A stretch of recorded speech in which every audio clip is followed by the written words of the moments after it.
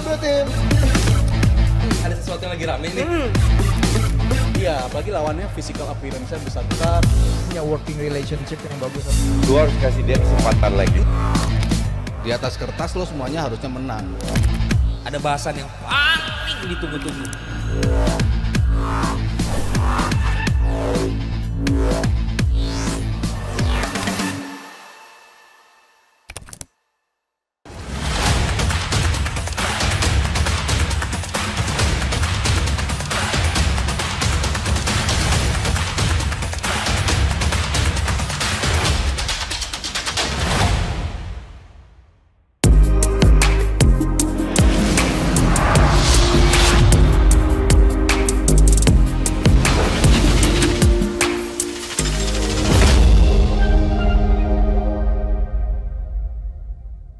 Oke, Jebret Tim, kalau tadi kita udah ngomongin soal Arda Güler yang bisa dibilang wonderkid, tapi ada satu negara yang punya dua wonderkid dan perannya sangat penting, yaitu Spanyol dan Jerman. Dan ini dia kombinasi bocil paling super.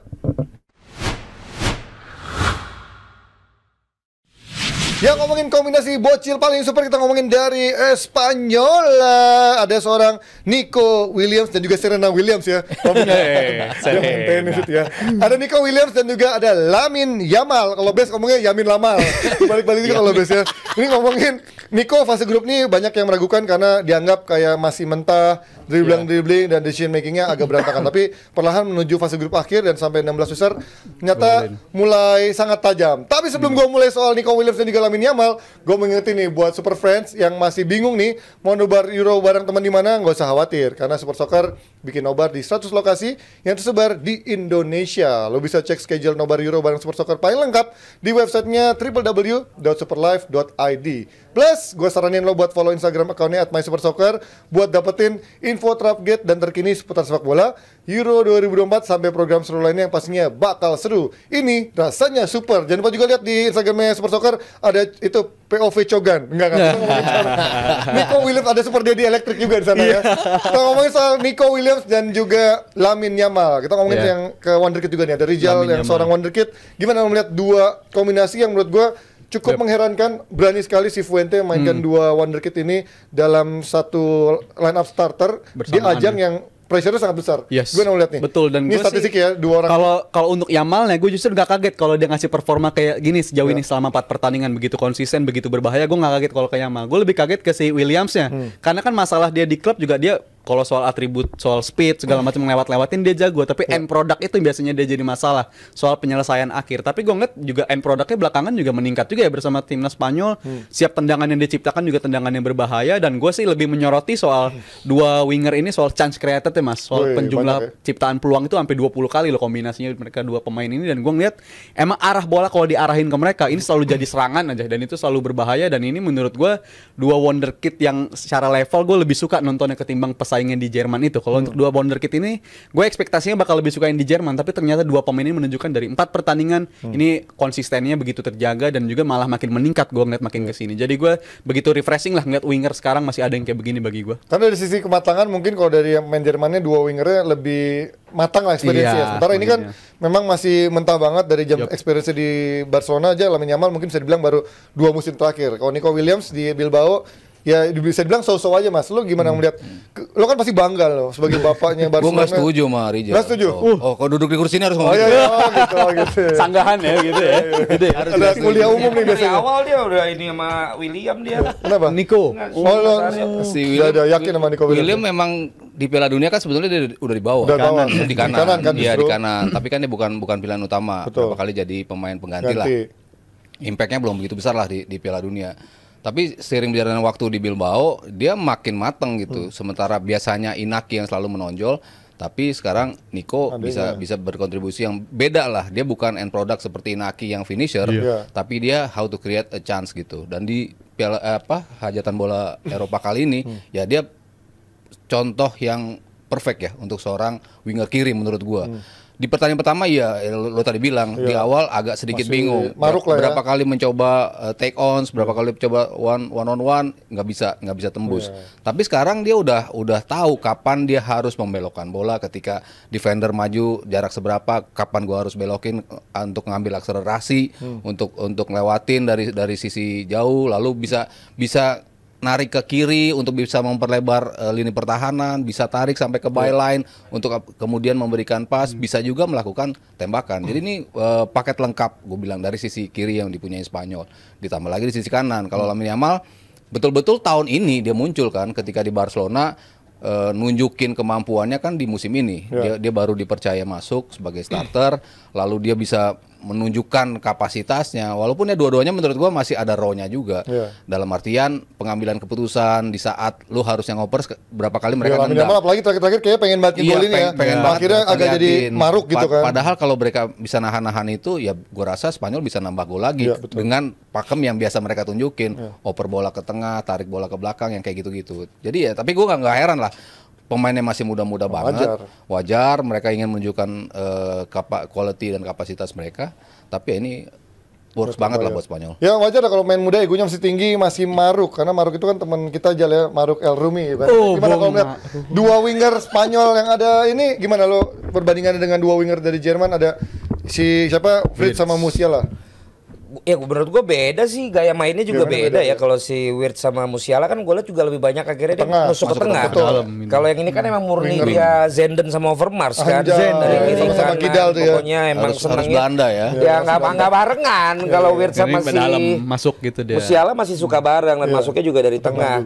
Nah ini yang gue bilang, kenapa kadang komentator perlu sesuatu yang tidak sekedar apa yang terjadi di lapangan. Nah kan ini ada yang protes-protes kan, katanya buat apa sih mereka tahu ini nama bapaknya siapa, ini siapa. Lu tanya deh bapaknya. Ini makanya gue mau ngasih PR ke Alvino nih mas. Lu tolong informasi bapaknya pemain-pemain U16, bangga nggak nama bapaknya disebut?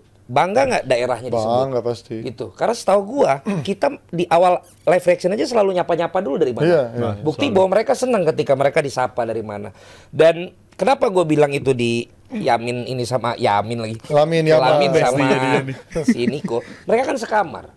Kenapa bisa sekamar? Gue lihat sering bikin TikTok bareng. Bikin PR bareng juga. Konten-konten lah. Apalagi bareng mas? PR. Bikin PR bareng. Dibantuin sama Niko. Walaupun dia beda 4 tahun 5 tahun. Tapi maksud gue gini, berarti kan apa yang mereka bicarakan di kamar, apa yang mereka obrolin, terus memang generasinya nggak terlalu jauh berbeda lah. Ternyata memang mereka harmonis gitu sehingga kemudian apa yang terjadi di lapangan mereka bisa interpretasikan itu gitu. Itulah kenapa menurut gue juga kita punya insight, nggak mesti harus selalu tentang apa yang terjadi di lapangan, tapi juga latar belakang. Kok bisa sih dia kayaknya sekompak itu, kok bisa sih dia kayaknya senyaman itu. Nah di sisi lain kan kita nggak tahu juga, yang belum kita tahu berarti kan peran si Lafuente ini juga bagus, dampak terhadap kepercayaan terhadap mereka juga bagus. Terus juga mungkin pemain seniornya memberikan apresiasi lo, walaupun junior gua bukan yang harus di kemi anak PL ya. Iya, harus di ospek atau harus di plonco atau apa, tapi ternyata pasti kan banyak hal-hal di luar lapangan ya. Kira di luar skill mereka kan semua udah tahu mereka jago. Tapi untuk bisa keluar di ajang sebesar ini, kiri kanan dipercaya masih muda-muda begini, bagi gua tadi faktor di luar lapangan dan faktor non teknis yang nanti kalau teknis pasti dibahas sama Mas Roy sama Rizal, menurut gua sangat berpengaruh. Nah ini kalau kita lihat sekarang berbandingan dengan dua pemain Jerman muda, ada Fritz dan juga Musiala, bisa dibilang mungkin Musiala yang lebih outstanding ya, karena Fritznya di awal oke, tapi akhirnya mulai ada rotasi. Lo melihat timpang nggak sih dari perbandingan dua Spanyolnya sama dua Jerman ini? Kalau dibilang timpang sih bagi gua enggak juga ya. Dibilang karena timpang enggak. Karena kurang. Kalau Wirtz kurang juga berkaitan sama lawan-lawan yang mereka lawan. Ketika berhadapan dengan Skotlandia, emang tuh makanan dia banget, ada space. Lawan-lawan yang mereka lawan ya. Lawan-lawan yang mereka lawan. Udah 16 besar kan lawan-lawan yang mereka lawan. Pas berarti. Ketika lawan Skotlandia kan match paling bagus antara Musiala dan juga Wirtz, di mana dia inverted istilahnya masuk ke situ dan space-nya tuh gede banget dan dia manfaatin itu. Tapi lawan-lawan mereka setelah itu diulang lagi ya. setelah itu jarak antara back sama Lawan kuadrat setelah itu juga. Nah, itu lebih singkat itu jatuhnya. Setelah itu mainnya tuh ketemu yang midfielder sama backnya tuh lebih rapat dan itu kelihatan si Wirtz sama Musiala nggak ketemu space sebanyak itu lagi dan ternyata itu disadari sama si Nagelsmann. Makanya dia di press conference bilang setelah pertandingan kedua, kayaknya gue butuh deh pemain winger yang bisa manfaatin lari dari area lebih dalam gitu dan itu dibuktikan sama Sané dan itu emang harus mengorbankan Wirtz karena kalau secara permainan Wirtz lebih ke area nomor 10 banget di areanya lebih tengah. Sedangkan kalau Musiala secara natural dia emang bisa main sebagai pemain sayap dan itu kelihatan akhirnya Wirtz yang lebih dicadangkan dan juga Musiala yang main di area kiri dan gua ngeliat ini lebih ke cocok-cocokan lawannya aja sih bukan karena Wirtz performanya menurun banget. Gue bilang itu juga enggak karena tetap aja performanya ketika nggak terlalu bagus juga tetap pemain yang berbahaya. Ini gue lihat si Wirtz ini ketika main sama Musiala tapi pure karena emang lawan-lawannya juga udah menyesuaikan. Ketemu mereka nih pembuktiannya. Iya, battle di lini tengah segala macam dan menurut gue masih akan penentuannya antara pemain-pemain ini juga nih untuk penentuan match nanti malam yang menurut gue margin of errornya juga kecil banget di match kayak gini nih. Nah berarti kalau tergantung lawan kan berarti beda dong sama Nico sama lawan yang mereka lawan gitu. Kalau gue kalau tergantung lawan kan berarti ya Wirtz belum dominan itu dong di dalam plannya seorang Nagelsmann kan beda sama Nico sama si siapa Lamine Yamal siapapun lawannya mereka ada di sana ajak gitu. Menurut lo berarti Wirtz masih evaluasi apa yang Ajak Suseno. Bukan ajak dong kalau pergi. Ger disambungin. Ini bukan live reaction tolong ya tahan ya. Kalau bicara kualitas individu ya mungkin menurut gua si Musiala, Wirtz sama Yamal tuh mungkin sama ya. Maksudnya semuanya punya kualitas untuk yang semua speed mereka punya, take ons mereka bagus, dribble mereka bagus, opening spaces mereka bagus. Mungkin Nico agak lacking dari sisi itu. Tapi kontribut di timnya gua rasa jadi seimbang gitu. Karena Nico menawarkan yang berbeda dibandingkan Wirtz sama Musiala. Ya Musiala seperti Yamal dia bisa masuk yang kayak gitu-gitunya lah masuk ke tengah gitu. Sementara Wirtz juga kemampuannya yang ngebaca situasi, ngebuka pertahanan lawan dengan dribble-dribblenya dengan operan 1-2-nya yang kayak gitu-gitu.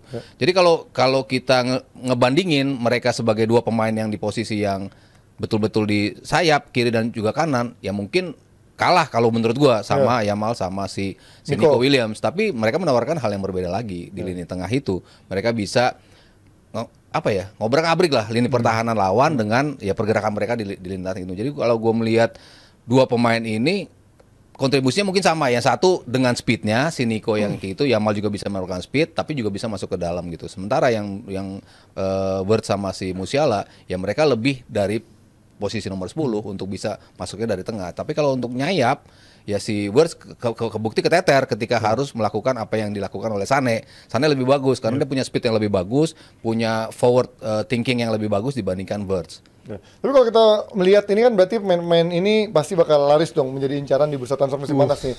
Kalau Lamine Yamal gue rasa berat karena rilis clause-nya kalau nggak salah hampir 1 miliar. Gede banget ya, gede banget. Kan? Jadi kalau si paling yang mungkin Nico Williams karena setahu gue nggak begitu mahal sama. Kok malah mau diambil Barcelona tuh? Bahkan udah sama Florian Wirtz nih menurut gue bisa diincar Munchen nih. Menurut lo dua pemain ini mana yang lebih mahal di bursa transfer nanti? Kalau untuk lebih mahal jelas Florian Wirtz sih ya. Ini divaluasi dari Leverkusen dan Leverkusen juga punya reputasi kalau ngejual pemain muda-muda yang breakthrough terobosan gitu pasti ngejualnya udah pasti mahal banget dan dia gue yakin nggak akan sampai 2 tahun 3 tahun lagi nggak bakal bertahan di Leverkusen lah, pasti dia bakal laku. Sedangkan kalau si Nico Williams harga nggak terlalu mahal dan dia juga inside jokes-nya katanya di area inside jokes, dia bercanda internalnya gitu di kamarnya katanya sering ngomong itu sama si Lamine Yamal, kalau kita main bareng di Barcelona kayak apa ya, gue baca-baca di media Spanyol gitu karena si Nico ini juga udah ngebayangin main di Barcelona kayak apa karena bisa dimengerti juga. Udah bisa bahasa Spanyol kan ada translator bang yang eng tuh yang English gitu dia.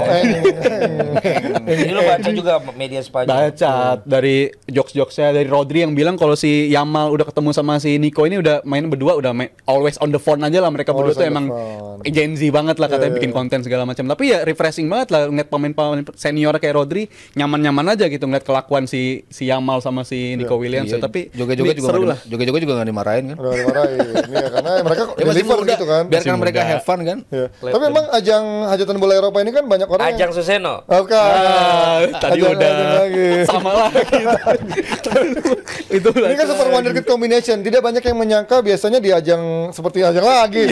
Di hajatan bola Eropa ini banyak pemain-pemain yang justru katanya punya pengalaman, punya experience, mentalitas. Tapi super wonderkid combination ini menyatakan menunjukkan hajatan bola Eropa ini justru menunjukkan panggung buat Gen Z nih Len. Gimana lu lihatnya? Ya gue sih balik lagi bukan cuman itu, ada dua. Satu adalah anak-anak muda. Kedua adalah tim-tim yang memang kuat secara negara, yang dalam artian bukan secara individu, tapi kolektif, kayak negara-negara timur gitu. Kolektif. Artinya apa? Pemain-pemain yang memang udah punya nama besar di tim-tim besar, mereka udah terlalu letih.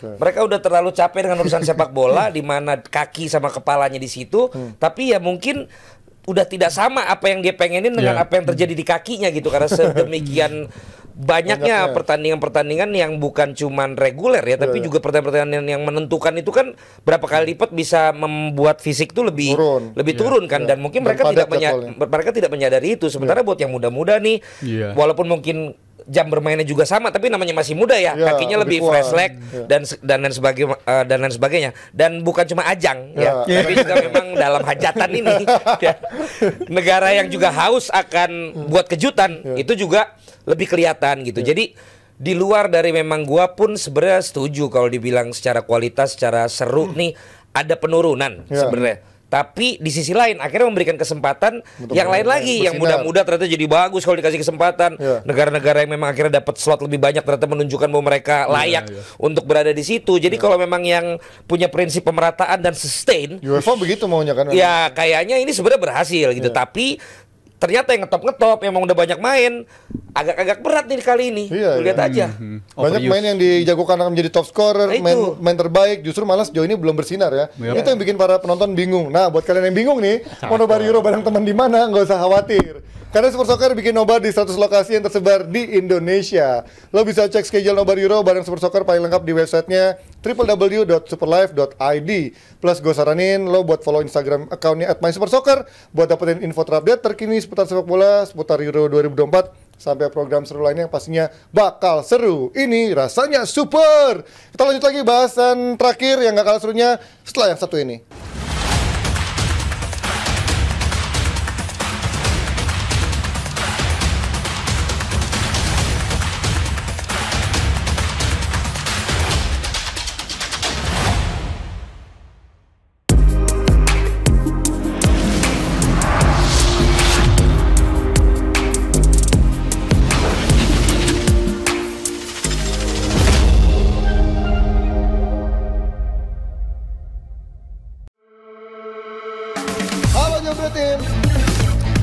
Ada sesuatu yang lagi rame nih. Iya, apalagi lawannya physical appearance-nya besar-besar, punya working relationship yang bagus. Lu harus kasih dia kesempatan lagi. Di atas kertas lo semuanya harusnya menang. Ada bahasan yang paling ditunggu-tunggu.